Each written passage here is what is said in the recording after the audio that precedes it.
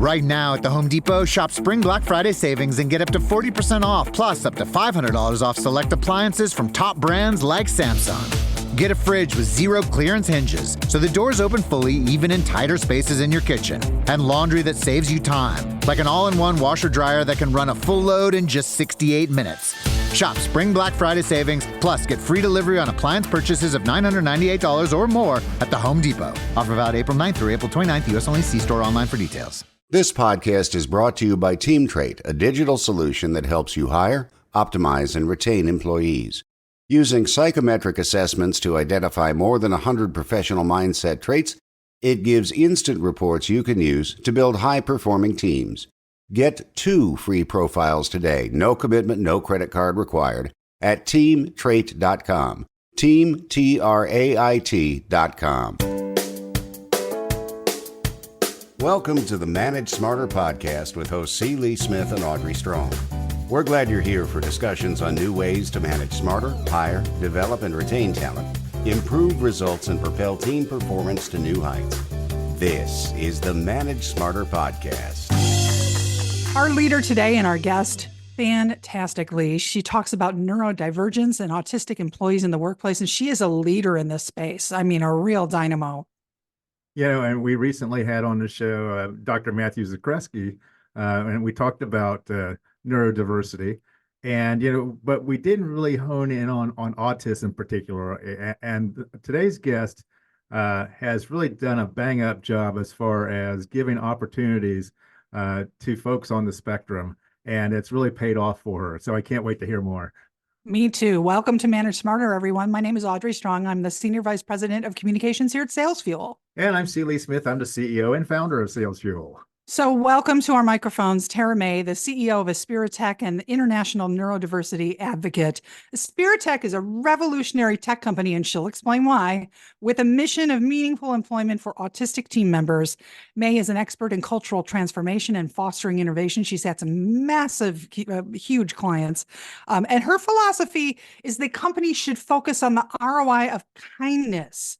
And those that want to fail fast and innovate really need to take a look and embrace psychological safety in the workplace. Tara, thank you for coming today. This is going to be an excellent discussion of autism and employees in the workplace. Thank you for having me. So your company, what is it, 90% or more are autistic professionals? 93% of our team are autistic adults. Okay. And then what does the company do? It's a software testing company, correct? Yes. So we were founded 15 years ago as a software testing company in our foundation, but we've grown into a wide variety of tech services. We do data services, including major cloud migrations. We do AI and large language model building. We do accessibility testing, and then manual and automated software QA is still one of our most important business lines. Go ahead, Lee. Yeah, outside of the social impact of what you're doing, which is really great, I'm curious about those who are autistic. What do they bring to the table then that is unique and really awesome then that helps them succeed in your line of business? That's such a great question, and one I'm going to answer broadly and then more specifically. So just broadly, right, autistic people are like any other humans with individual strengths and weaknesses in each of them. At our organization, we believe autistic people don't just belong in entry-level positions or single departments. We have autistic representation from people who walk in the door all the way up to 50% of our executive leadership team is on the spectrum, and we have autistic representation on our board of directors and throughout every management level of our organization. So it's really not just niched into one area.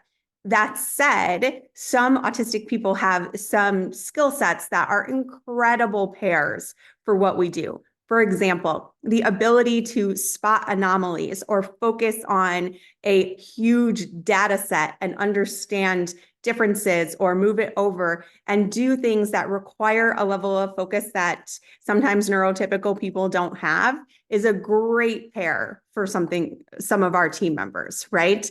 So I'm always trying to avoid stereotypes. Even positive stereotypes can be harmful, but that ability to hone in, spot anomalies, and focus in on incredibly large and complex data sets is something that's really a well-paired model for tech services. Is it something that they have in common with folks with ADHD, like me, for example? Because we have the ability to hyper focus. So if we get our teeth locked into something or whatever, like, we're really in on it. But if not, is it similar? No, I love that you said that. I actually, I heard one person say they really shouldn't call it attention deficit when it's really sometimes an overabundance of attention. It's just very specific on what it's on, right? Mm-hmm. And autism and ADHD often coexist together, right? There is so many people who are on the spectrum that also have ADHD, so many traits that overlap. So absolutely, right? When we are able to pair a business need with something an autistic person has an incredible passion for, magic happens, productivity is insane, and we're able to see really complex problems solved in outside the box ways. It's interesting. One of the questions I had was, in one of your posts on your LinkedIn, her LinkedIn posts are prolific and very, very interesting read, everybody. So connect with Tara. But you talk about with the structure of your company and how everybody's spread out from leadership down to entry level. You talked about career progression for autistic teams in one of your posts, and I would like to know what's different in the way you recognize opportunities and professional development for your autistic folks on staff. So a lot of our best practices are universal design, right? We're just very conscientious and cognizant about them here at Aspiritech because our entire mission is for our employees to thrive in work and life. So that allows us the luxury of being incredibly employee-centric, whereas I feel like, unfortunately, in a lot of organizations, that's secondary, right? So that's one point. But the biggest difference, I would say, is that I spend a lot of time, as does our support team and leadership team, working on undoing the low self-esteem and confidence troubles that have been instilled in our team members from a very young age. And I think prevalently, when autistic people are talked to at school and in early environments, it's all about their deficits. It's all about what they're doing wrong and how they're not fitting in. And we're working hard to undo that every day and have our team members focus on their strengths and their potential and what they're capable of and what they bring. And convincing them of that value, I often find is my hardest job. I mean, we're neurodivergent thinkers that have been placed into a rule set that was created by neurotypical people, and then they wonder why we don't fit in. Spot on. Yeah. Spot on. And think it's a bad thing not to fit in. Turns out my favorite people are neurodivergent people, right? I mean, look at all the people who have really changed the world for the better or whatever. They all think differently. They've been accused of being crazy or whatever the case may be. It's like, wouldn't you want to be like that? I mean, it's like, everything else seems kind of boring to me, but that's crazy changes the world. Right? Yeah, so let me ask you a question on that. It's like, so thinking about your team and their unique skill sets, like, can you give me like a story or an example of where one of your clients had a problem and the unique skill set of your team then came up with a really creative solution that maybe a neurotypical team may not have come up with? So I will share a couple. One is a catch that ended up being life-saving. So QA is about, digging into all the various ways, right, that a user might use a product that the engineer maybe didn't think of right from the get-go. That's essentially our entire job, right? And one of those was a remote control that our user was clicking fast the way a person might when something isn't working, right? You might take that remote and be like, oh, this is driving me crazy and clicking it fast. And it turned out it was actually causing smoke and Wow. potentially was a fire hazard. So that sort of attention and obsession with user experience is a fantastic anecdote to exactly the kind of thing our team catches that someone else might not, right? Pretty fantastic. Yeah. I'll Oh, give you another one more example. Oh, I'll give you we one love more. it. I could just these stories all day. So, and I'll stop because I could brag about the team all day, but this other example I'm going to use. So we did a major AI project in partnership with the Transportation Security Administration. So the TSA is looking at a way for automating luggage checks. You're going through the airport, airports get very busy, they get backed up. It's really hard to staff those positions, but they're critical, right, for safety. So our team actually ended up going through hundreds of thousands of images to teach the AI what they were looking at in the luggage. Pretty fascinating, pretty awesome work. But it turned out that our team members, after just a week of training, could do this faster than people who had been in the neurotypical people who had been in the field a decade, right? And that it was that accurate and that fast and that productive at teaching the AI what it was looking for. So, two pretty different and pretty extreme examples of how a neurodivergent mind set to work can really discover incredible things, incredible fixes, incredible problem spotting that other minds might not. It's interesting. When we were doing our show prep, Lee pulled a stat from the CDC. It says 1 in every 44 8-year-olds is believed to have autism spectrum disorder, or 2.3% of children in that age group is 4 times more common in boys than it is in girls, largely due to a patriarchal lack of understanding of how autism presents in minoritized genders. So does autism present itself differently in your female employees versus your males, or is it 100% absolutely? Really? In what way? That's fascinating. So a few just comments on that statistic generally, right? So the inspiration for my work, my life's dedication was my son's autism diagnosis. His first diagnosis was global developmental delay at 18 months. He finally got an autism diagnosis at 5. He was delayed in it because he doesn't present like a lot of other kids. He's sensory seeking rather than sensory averse, for example. So I had a few, well-meaning experts tell me that because he loved to hug me, he probably wasn't on the spectrum. Well, we know now that that's ridiculous, right? But it was a decade ago. And so I use that example to share the increase in diagnoses, which we now, the CDC is even leaning toward 1 in 36 children of that age, is actually us just getting better at diagnosis. The unfortunate part, and what you're asking about, Audrey, is that we're still very male-centric and we're still very white-centric on the way diagnosis presents itself, because that's what we've understood. And medically, that goes into don't get me started on how we don't understand that's a rabbit hole. Conditions, right? Yeah, it's widespread. But it certainly manifests itself in autism and the BIPOC community and the female community, and I'm certain every other marginalized community. The way that they present and are diagnosed is underdiagnosed and different and difficult. Women, for example, tend to be diagnosed with bipolar disorder and personality disorders rather than being diagnosed on the spectrum, in part because women are so much better at masking. We are taught at an early age that we better fit in and not stand out in any way. And that manifests itself in major masking for women that stretches well into their 40s, 50s in adulthood, right? And then part of it is just timeline. When were you born? If you were born in the aughts, you have a much higher chance that you were accurately diagnosed than in the 60s and 70s. My dad is severely dyslexic, and he was born in 1960. His first diagnosis in elementary school was that he was stupid.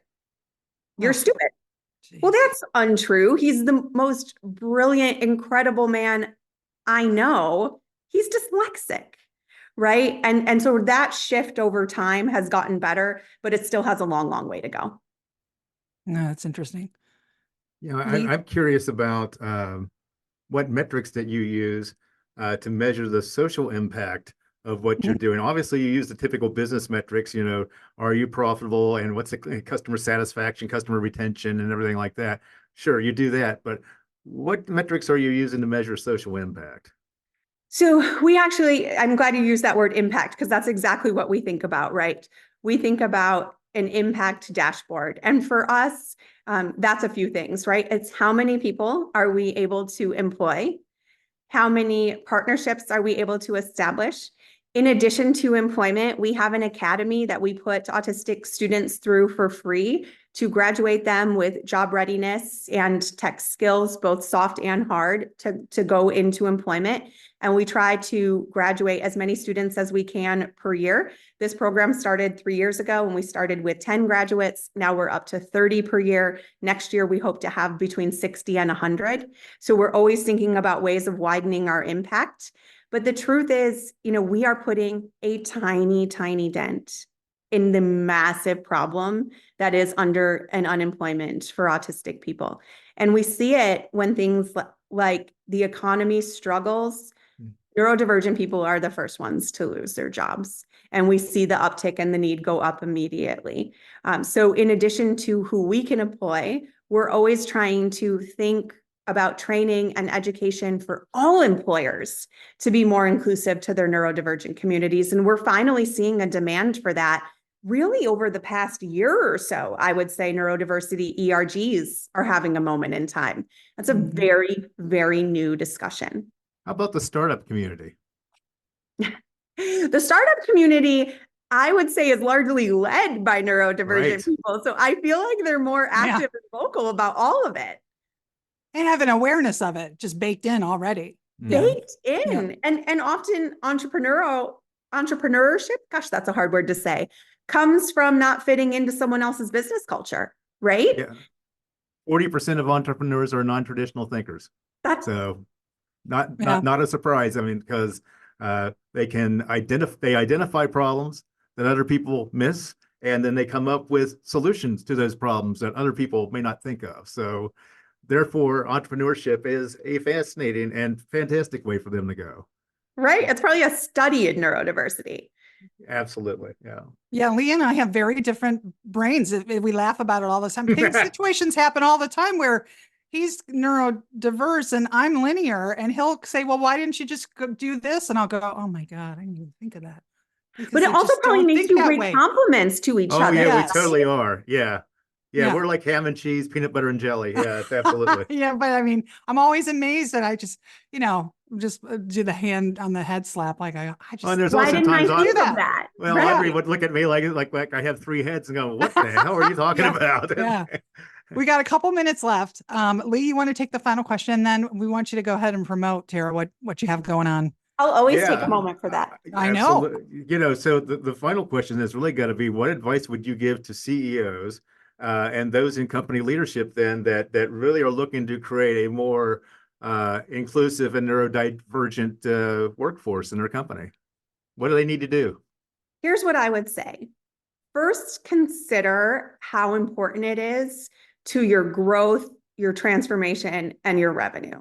I'm a CEO. I know how stretched thin we are and how much we need to prioritize and strategize from a high level. And so thinking about neurodiversity might not even be top of mind to most CEOs. Here's why it should be. Understanding what your teams need to be successful, to innovate, thrive, and transform your organization is your most important KPI this year, right? Every idea you have, every strategy you want to execute cannot be done unless your team buys in. Understanding how their brains work and how to be inclusive of each and every one of those team members is going to translate for you into retention, into growth, and into transformation and innovation. Pay attention to it, even if you've never heard the word before. And if you're committed to DEI, right, you have to be committed to neurodiversity as well. And disability generally is often one of the forgotten components of DE&I. encapsulating that into your commitment and including neurodiversity broadly is a really critical piece of the puzzle. Right. Aspiritech.org is your website. How would you like people to reach out to you if they'd like to speak with you, Tara? Go to the website. That's a great place to start. There's a contact form, but also email me directly. I respond to every single autistic person who is looking for employment, whether we can offer it or not. I point you in the right direction. I have a huge international network. I sit on the board of NeuroWorks and Happy. I will help every autistic person who reaches out to me and every organization who might want to partner with us so that we can show you how awesome our team members are and what great services we provide at a nonprofit cost.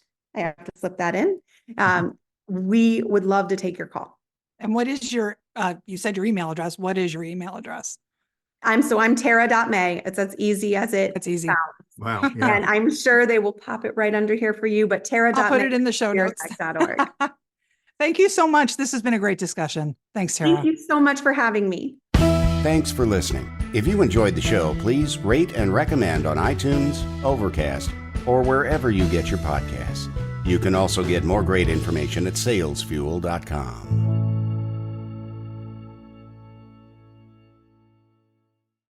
Two kinds of phishing out here. One for fish, one for your data. Hackers try to hook you, but Cisco Duo keeps every user and device protected. Cisco Duo. Phishing season is over. Learn more at duo.com. This podcast is a part of the C-Suite Radio Network. For more top business podcasts, visit c-suiteradio.com.